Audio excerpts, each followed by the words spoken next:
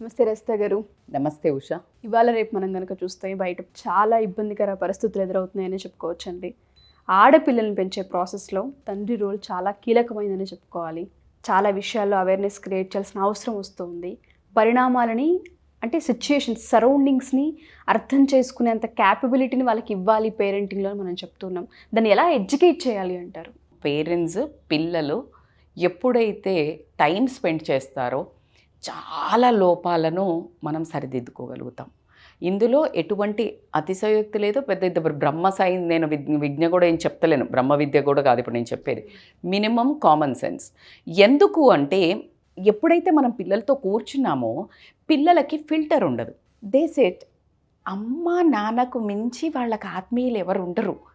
మీరు ఎప్పుడైతే ఆ చేతులు చాచి వాళ్ళను ప్రేమగా పక్కన కూర్చోబెట్టుకొని ఇలా కూర్చొని చెప్పురా నాన్న అనో, నీకు తల బద్దలైపోయే వరకు బాగుతానే ఉంటారు. స్టోరీస్ ఎన్నో ఉంటాయి వాళ్ళకి చెప్పుకోవాల్సిన. ఎందుకంటే వాళ్ళు ఏమేమైతే చిన్నవి అనుకుంటారో పెద్దవి అనుకుంటారో, వాళ్ళు ఎవరితో ఏం మాట్లాడితే లేకపోతే ఏం కాన్ఫ్లిక్ట్ వస్తుందో అని వాళ్ళు కూడా పాపం జిప్ వేసుకొని ఉండటం జరుగుతోంది. ఒక రకమైన భయానికే గురవుతున్నారు.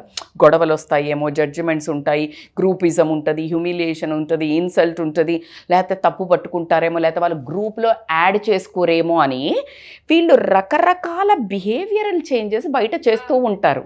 వీటన్నిటి వల్ల బిహేవియర్కి సంబంధించి చేంజెస్ వస్తూ ఉంటుంటాయి. ఆబ్వియస్లీ ఒక గ్రూప్ ఉంది. ఆ గ్రూప్లో ఈ అమ్మాయికి సరే మనం ఇప్పుడు చాలా హైఫై అయిపోయారు, చాలా కామన్ అయిపోయిందని మాట్లాడుతున్నారు కాబట్టి తాగడం అనో, ఆల్కహాల్ లేకపోతే సిగరెట్ అనో, వేప్ అనో అట్లాంటివన్నీ ఏదో బాగా కామన్ అయిపోయినాయి. లేకపోతే ఔటింగ్ అనో, నైట్ ట్రిప్స్ అనేది ఎంత అన్కామన్ తెలుసా. ఒకప్పుడు 5 years బ్యాక్ వరకు నాకైతే ఆశ్చర్యం, మీరు నమ్మరు, నైట్ పిల్లల్ని బయటికి పంపించటే అసలు ఒక పెద్ద యుద్ధాలు చేసేదాన్ని నేను. యుద్ధాలంటే మీరు నమ్మరు, మా ఇంట్లో నన్ను ఇంత ఏంది అసలు చదువుకున్నవా అంటే చదువుకునేది అక్కడ ఎట్లొచ్చేది తెలుసా, నారో మైండెడ్, అనుమానం మమ్మీకి, లేకపోతే చదువుకున్నారా అసలు ఓపెన్ మైండ్ లేదు, దానికి ఓపెన్ మైండ్ కావాలంట. అసలు నాకు అసలు లింకే అర్థమయ్యేది కాదు. అసలు దానికి దీనికి ఏంటి సంబంధము, నా కూతురు నాకు ఇంపార్టెంట్, నాకు సంబంధం వాళ్ళు ఎవ్వరు ఎంత పోషణ కానీ బిడ్డ నేనైతే పంప. This was a big fight used to happen. అంటే అంత దాన్ని ఎంత కామన్ అయిపోయింది ఇప్పుడు మనం. ఎందుకంటే ఈ అమ్మాయి పోలేదనుకో ఆ గ్రూప్లో ఇన్వాల్వ్ చేసుకోరు, ఒక్కటే లోన్లీగా ఉంటారు. అబ్బాయి అయినా సరే వీడైతే వేస్ట్, అసలు ఎక్కడికి రాడు, వేస్ట్. అంటే ఏవేవైతే అవసరం లేనివి చెయ్యలేదో వాళ్ళు వేస్ట్ కిందకు వచ్చినవి. వేస్ట్వి చెయ్యాలి అనేది మస్ట్ అయిపోయింది. True. Waste things, useless things, నీ క్యారెక్టర్ ఒక పడిపోయేది, అసాసినేషన్ అయ్యే థింగ్స్ చెయ్యకపోతే, చెయ్యాల్సి మస్ట్ అయిపోయినాయి, అవి చెయ్యకపోతే వాళ్ళని వేస్ట్ కింద పరిగణించేసి గ్రూప్స్ నుంచి అవాయిడ్ చేయడము, నువ్వు రా అవే వాళ్ళని పిలవకు, ఎందుకంటే మనం అంతా ఎంజాయ్ చేస్తుంటాం, వాళ్ళ వేస్ట్, ఇలా ఒక ట్యాగ్ వేస్తారనే భయంతో ఇష్టం ఉన్నా లేకున్నా, కల్చర్ అయినా కాకపోయినా, వాళ్ళ క్యారెక్టర్ అయినా కాకపోయినా ఒక ముసుగు మాస్క్ తొడుక్కొని అందులోకి ఎంటర్ అవ్వాల్సి వస్తుంది. అయితే స్వతహాగా నేచర్ ఉన్నవాళ్ళు దాంట్లో ఫైట్ చేసుకుంటూ వెళ్ళిపోతారు. ఎప్పుడు మనది కాని స్కిన్, మన స్కిన్ కాని బట్టలు ఎప్పుడైతే వేసుకుంటామో, if you are wearing other skin you won't be comfortable. ఆ అన్కంఫర్టబుల్లో ఉన్న బిహేవియర్ వాళ్ళను ఎక్కువ అటాక్ చేయడం జరుగుతుంది. దీనివల్ల ఎటువంటి కాన్సిక్వెన్సెస్ వచ్చే అవకాశం ఉంటుందంటారు? కాన్సిక్వెన్సెస్ ఎందుకు ఎట్లా వస్తాయి? ఇప్పుడు మనం ఇది ఒక ఎగ్జాంపుల్ తీసుకుందాం. ఒక అమ్మాయో అబ్బాయో ఇష్టం లేదు, but they wanted to change, upgrade themselves to fit in to some group, right? So ఇంట్లో వాళ్ళకి అసలు ఏమి తెలియదు, బట్ ఇంట్లో వాళ్ళతో ఫైట్ చేసి అసలు కామన్ అందరు పోతారు తెలుసా అని అందరు చెప్తుంటారు ఇంట్లో.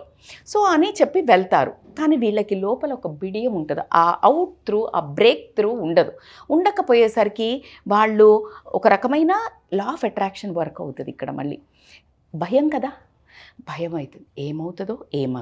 ఏమవుతుందో మనం ఎప్పుడు అనుకుంటూనే పోయాను, అయింది ఇలాగే అంటారా లేదా? This is what is called law of attraction. ఏదైతే నువ్వు పాజిటివ్ అనుకుంటే పాజిటివ్ అవుతుంది, నెగిటివ్ కావద్దు చెప్తున్నావు. యూనివర్స్కి డోంట్ అనే స్పెల్లింగ్ తెలీదు. ఐ డోంట్ వాంట్ అని నువ్వు పోతావు, కానీ ఐ వాంటే వింటుంది. అందుకే నీకేం కావాలో అడుగు యూనివర్స్కి. కానీ నువ్వు ఇది అడిగావు కదా, నువ్వేమి భయంగా పోయావు.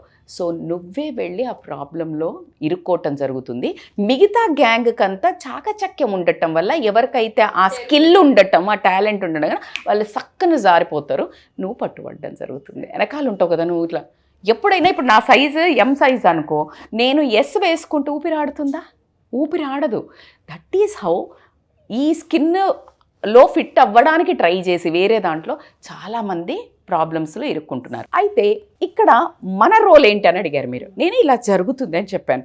పేరెంట్స్ రోల్ ఏంటంటే పిల్లలతో ఎక్కువ మాట్లాడమని చెప్పాను. అది చాలా ఇంపార్టెంట్. వాళ్ళు ఎక్కువసేపు మాట్లాడుతున్నప్పుడు కొన్ని పేర్లు తీస్తుంటారు. అమ్మ వాడు ఇలా అన్నాడు, వీడనండి, ఎవడరా, ఏం చేస్తున్నాడు, వాళ్ళు ఏం చేస్తారు, ఎక్కడ ఉంటారు, వాళ్ళ అమ్మ ఏం చేస్తుంది, వాళ్ళన సరదాగా ఓ పెద్ద మళ్ళీ నువ్వు క్రాస్ క్వశ్చన్ ప్రాసిక్యూటర్ లాగా, నువ్వేదో మళ్ళీ జైలర్ లాగా అడగద్దు. నార్మల్గా మాట్లాడండి. ప్రతిదీ ఇంటరాగేషన్ అక్కర్లా. వాళ్ళకి చాలా బాగా అనిపిస్తుంది మీరు మాట్లాడుతుంటే. So they keep. మీరు మాత్రము ఒళ్ళంతా చెవులేసుకొని వినాలప్పుడు. మళ్ళా నువ్వు వాళ్ళు చెప్పి వాగుతూ ఉంటే నువ్వు ఫోన్ పట్టుకొని నువ్వు టీవీ చూసుకుంటూ నువ్వు విన్నావు అంటే నీకు ఎక్కదిక్కడికి. అసలు ఫస్ట్ ఆ వైబ్ మనకు తెలియదు కదా. అందుకని you need to listen the full script వాళ్ళది. ఆ స్క్రిప్ట్లో నీకు ఎక్కడో ఒక లూప్ హోల్ దొరికిద్ది. ఓ నా బిడ్డ బాగా ఉంది, నా బిడ్డ బాగా లేదు, ఎక్కడో ఒక ట్రాక్ తప్పుతూ నీకు ఇక్కడ చెప్తుంది, తల్లిదండ్రికి చెప్తుంది. ఇక్కడ I bet on that is my personal experience. I wish ఒకసారి నా పిల్లలతో ఒక చిన్న టాక్ మీకు ఏర్పాటు చేయడానికి. బికాజ్ మీకు ఇట్లా ఎన్నో చెప్తారు. నేను అలా సెన్స్ చేసి చెప్పినప్పుడు, విన్నప్పుడు వాళ్ళకి ఏం జరిగింది, విననప్పుడు ఏం జరిగింది అని అడిగితే మీకు కొన్ని కథలు చెప్తారు. సో అలా ఎప్పుడైతే మీరు వింటే మీకు ఒక వైబ్ చెప్పి మీరు చెప్తారో, పిల్లలు ఫస్ట్ మిమ్మల్ని రిజెక్ట్ చేస్తారు. నీకెందుకు ఆ చెప్పే విధానం కూడా మీరు చాలా ప్రేమగా, నా ప్రాణం నువ్వు నీకోసం చెప్తున్నా అని చెప్పాలి. కానీ అదొక రూడ్గా కమాండ్ చేస్తున్నా, నాకు పవర్ ఉంది, నేను రుద్దుతున్నా, అలా అరవకుండా వాళ్ళ ఇంపార్టెన్స్ క్రియేట్ చేయాలి. సెకండ్, వీలైనంత వరకు ఎప్పుడైతే ఈ పేర్లు చెప్తుంటారో, you organise lunch for kids. వాళ్ళని రమ్మనాలి.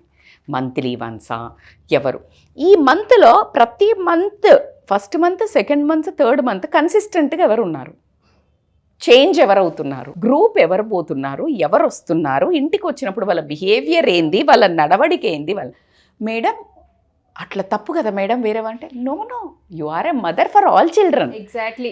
ఇక్కడ అసలు వేరే వాళ్ళని జడ్జ్ చేయడానికి నిన్ను అసలు మనం కాదు. నేను ఎప్పుడు అట్లా చెయ్యను. నేను ఆ పక్కన పిల్లలకు ఇంకా ఎక్కువ మదర్లీగా ఉంటాను. ఎందుకు అంటే వాళ్ళకు కూడా తెలియకే చేస్తారు. కానీ వాళ్ళు ఏమైనా పుట్టుకతోటి అలా అవుతారా పిల్లలు చెప్పండి?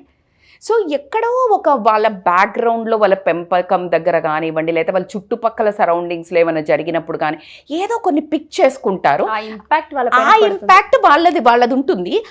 ఆ ఇంపాక్ట్ మన పిల్లల మీద పడుతుంది. కానీ మనము కొంచెం స్పార్క్ ఉపయోగించి, తెలివితేటలు ఉపయోగించి మన పిల్లలతో పాటు వాళ్ళ మీద కూడా మంచి ఇంపాక్ట్ వేస్తే అంతకు మించి తల్లి అనే పదానికి అందమే ఉంది చెప్పండి తల్లిదండ్రులకి. So this is how a parents, wise parents అంటున్నాను. Knowledge is different from wisdom. Yes. ఇప్పుడు నేను ఇది చెప్తున్నప్పుడు కొంతమంది అటు ఇవి తెలియదా మనకు? అందరికీ తెలుసు, నాకు కూడా తెలుసు, మరి నేను చెయ్యనా? విజ్డమ్ ఏంటంటే knowing is not the everything. Knowing what you are doing, what you know is everything. మీకు తెలిసింది మీరు ఆచరణలో పెట్టే వాడే విజ్డమ్ ఉంది అని చెప్తారు. నాలెడ్జ్ చాలామంది కుదిరో బాబు ఇవాళ రేపు. నాలెడ్జ్ ఎప్పుడు చదవదు. వరల్డ్ బుక్స్ చదివితే ఒక న్యూట్రిషన్ కోర్స్ చేసామంటే అందరికీ తెలుస్తుంది. న్యూట్రిషన్ కోర్స్ చేసిన ఎంతమంది న్యూట్రిషనిస్టులు, ఎంతమంది యోగా టీచర్లు, ఎంతమంది life coaches applying in your own life to improve yourself to become a better person. You're getting my point? So as a parent I will really unfold my wisdom every single day, Usha, till now also, to become a better parent. మీరు చూస్తుంటారు, today also it's her birthday, I want to spend time with her, but మీరు వీడియోకి రా అన్నారు and she heard that. అమ్మ వెళ్ళండి, సరే మేమిద్దరం కలిసి జర్నీలో స్పెండ్ చేసి ఐ డ్రాప్డ్ హర్ ఫ్రెండ్ దగ్గర. అక్కడి నుంచి ఇప్పుడు వెళ్ళేటప్పుడు అంటే నాతో జర్నీలో ఐ వాంట్ మా ఇద్దరు స్పెండ్. ఇప్పుడు ఫ్రెండ్తో స్పెండ్, మళ్ళీ నేను పిక్, మళ్ళీ టుగెదర్. పిల్లల జర్నీ తల్లికి కానీ తండ్రికి కానీ ఇంత దగ్గరగా ఉంటే సరౌండింగ్స్ కావచ్చు, ఆ ర్యాపో కావచ్చు, చాలా క్లియర్గా ఆ పిక్చర్ అర్థమవుతుంది. రజిత గారు మీరు చెప్తూ ఉంటే చాలామంది పేరెంట్స్ మీరు అన్నట్టుగానే అందరికీ తెలుసు, ఇవి ప్రాథమిక సూత్రాలని చెప్తూ ఉంటాం, అందరికీ తెలుసు. ఆచరణలో ఏం పెడుతూ ఉన్నాం? చాలామంది పేరెంట్స్కి అసలు దౌర్భాగ్యం అనే చెప్పాలి, పిల్లలు ఏ గ్రూప్తో ఫ్రెండ్షిప్ చేస్తున్నారన్న వాటిపైన క్లారిటీ కూడా ఉండదు. చాలా మంది ఆడపిల్లలు ఇవాళ రేపు మనం కొన్ని ఇన్సిడెంట్స్ ఆల్రెడీ మనం చూస్తూ ఉన్నాం. గత 1 వీక్ నుంచి కూడా కొన్ని ఇన్సిడెంట్స్ గురించి మాట్లాడుతుంటేనే ఒళ్ళు గగురు పుడుస్తుందని చెప్పొచ్చు. ఆడపిల్లల విషయంలో మీరు అన్నట్టుగా తల్లి ఆ పాత్ర కనుక తీసుకోగలిగిన, తండ్రి ఆ పాత్ర కనుక తీసుకోగలిగిన ఫస్ట్ తెలుస్తూ ఉంటుంది. అండ్ టచెస్ గురించి కూడా మనం చెప్తూ ఉంటాం, గుడ్ టచ్, బ్యాడ్ టచ్ అని. నేను చాలా వీడియోస్ ముందు చూసాను, ఇప్పుడు కూడా మళ్ళీ రీఫ్రెష్ చేస్తున్నారు అది గుడ్ టచ్ బ్యాడ్. నాకు మీరందరూ ఎడ్యుకేట్ చేయమని చెప్తుంటే మీరు నమ్మరు, నేను అదొక వీడియో చూస్తున్నాను నిన్న. ఎవరో ఒక ఇన్స్టాలో ఒక మదర్ ఫాదర్ చిన్న పాపకు ఒక యాంకర్ చేస్తున్నారు, ఇట్లా గుడ్ టచ్ బ్యాడ్ టచ్ అంటే పాప చూపిస్తుంది. ఇప్పుడు చెప్పినా నాకు ఏడుపు వచ్చేస్తుందేమో, హానెస్ట్గా చెప్తున్నాను. ఎన్నిసార్లు చెప్పినా నేను ఐ ఫెల్ట్ సో బ్యాడ్. మీరు అడిగే యాంగిల్లో నేను చెప్పలేకపోవచ్చు, ఎందుకంటే అది అందరూ చెప్తున్నారు.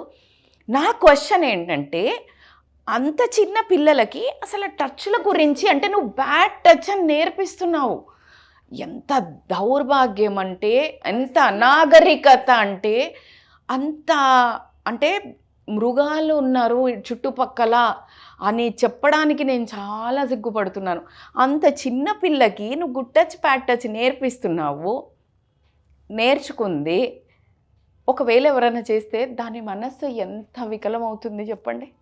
అంటే ఆ పిల్ల అండర్గోయే పెయిన్ కానీ, కన్ఫ్యూజన్ కానీ, ఇప్పుడు మనం సెల్ఫ్ అబ్యూస్కి వెళ్ళినాక వాళ్ళ బిహేవియర్ ఎట్లా మారుతుంది అని. Kangana Ranaut has become a ferocious lady because she underwent so much of abuse అని చెప్పింది. అంటే నువ్వు సొసైటీకి ఒక రకమైన నెగిటివ్ వెపన్ అనే చెప్తాను నేను, బయటకు ఒక అస్త్రాన్ని వదిలినట్టే దాన్ని కంట్రోల్ చేయడానికి ఆ శక్తిని ఎవ్వరి తరం కాదు. అలాంటిది ఇంత చిన్న పిల్లలకి గుడ్ టచ్ బ్యాడ్ టచ్ అంటే సిగ్గు శరం. మనకు మగవాళ్ళకనే చెప్పాల్సి వస్తుంది. ఇప్పుడు ఇక్కడ మగవాళ్ళకి నీకు అది నేర్పించాలంటే నీకు ఏజ్ లేదా 18 ఏళ్ల తర్వాత వాళ్ళకి ఆటోమేటిక్గా అసలు ఎవరైనా ఒక రకంగా చూస్తుంటేనే తెలిసిపోతుంది బాడీకి ఎక్కడి నుంచి ఎవడో చూస్తున్నాడు రా బాబు అని. అలాంటి ఏజ్కి వచ్చాక అసలు మనం చెప్పాల్సిన పర్లేదు. కానీ దానికి ముందు మీరు నేర్పించమని చెప్తున్నాం చూడు, తప్పకుండా నేర్పించాల్సిందే. కానీ నేనేమంటున్నాను, ఆ నేర్పించి వాళ్ళు తెలుసుకొని మన దగ్గరికి రీచ్ అయ్యేలోపే అంతమంది ఇస్తున్నారే, అదెవరు కాపాడాలి? ఇప్పుడు మగపిల్లలను ఖచ్చితంగా సంస్కరించాల్సిన విషయం అయితే ఉంది. నేనేమంటున్నాను, ఇంకొక విషయం కూడా మీకు ఇక్కడ ఒక 10% 15% ఇట్లాంటి దౌర్భాగ్యులు, దుర్మార్గులు, రాక్షసులు ఉన్నారని మాత్రం మనం చెప్పవచ్చు. మిగతా వాళ్ళందరూ న్యూట్రల్ వాళ్ళు. I want to become everyone positive.